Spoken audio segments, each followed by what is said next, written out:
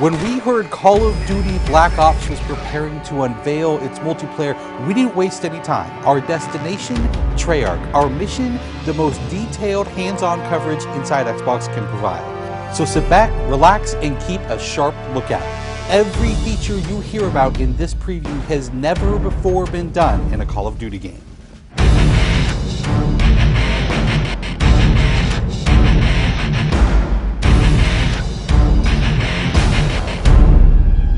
We begin where the multiplayer trailer for Black Ops left off, with theater mode.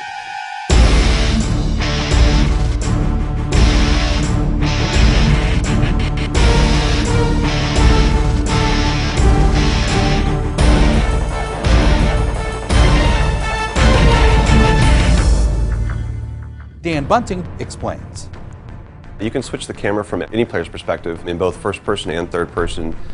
You can detach the camera and go into free cam mode, which allows you to fly anywhere on the map, basically. It's really interesting when you pause the game and go into free cam, you just see all the particle effects just in their full glory, just frozen in time, and it makes some really awesome footage.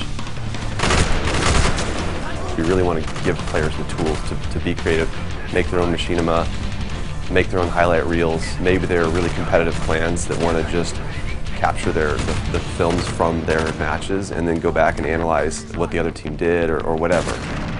Also brand new to Call of Duty is Black Ops' new currency system.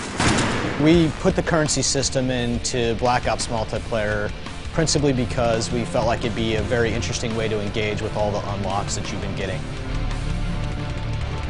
So one of the things that's really fun about currency is instead of being specifically told at a specific level what you're going to get, we're unlocking features by level, but then once the feature is unlocked, you can purchase any component of that feature with the currency directly.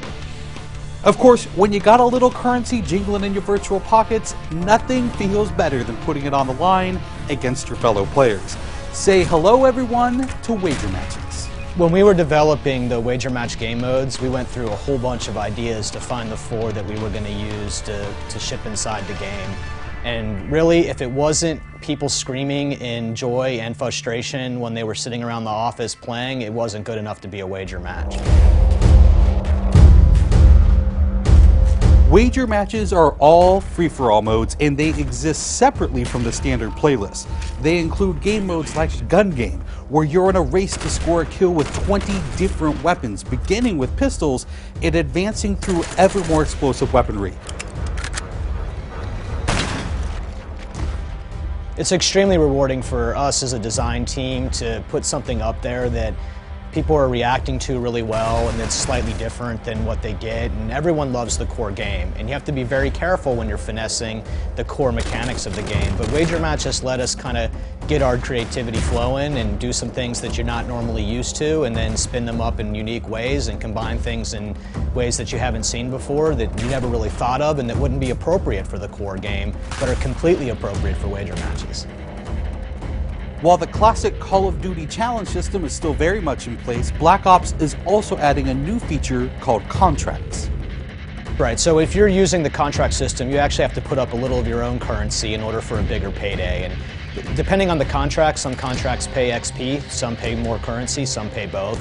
But they're all time limited, and it's game time limited, so you have to go to work to accomplish that contract within the time period in order to get paid. It's different from the challenges, in so much that the challenges some players like to use very aggressively, and they map out their path through the challenge system in order to maximize their XP gains, in order to level faster. And then a whole nother set of players uses the challenges sort of passively. They're there, when you get them they feel good, but contracts gives you a way to directly engage with the content inside the game.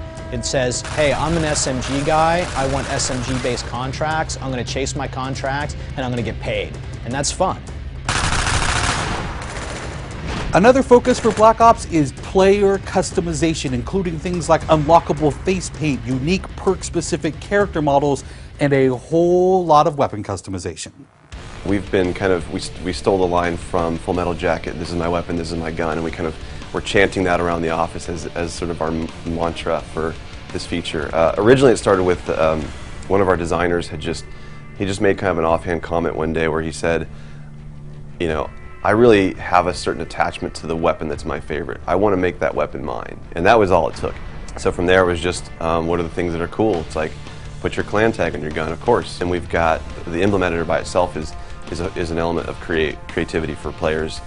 And then the reticles, of course, why not give people the option to select what kind of red dot they have. Maybe they don't like a dot, maybe they like a circle, maybe they like a triangle, maybe they like a standard crosshair, maybe they just want a line. And then there is combat training, which allows you to get comfortable with the trappings of multiplayer by competing in matches against AI-controlled opponents.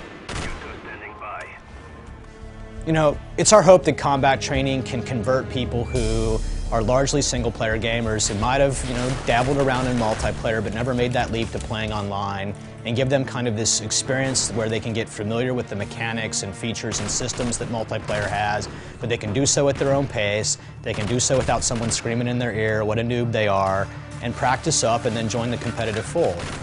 Experienced players could use combat training to practice up on a particular weapon, a particular tactic, or a particular map.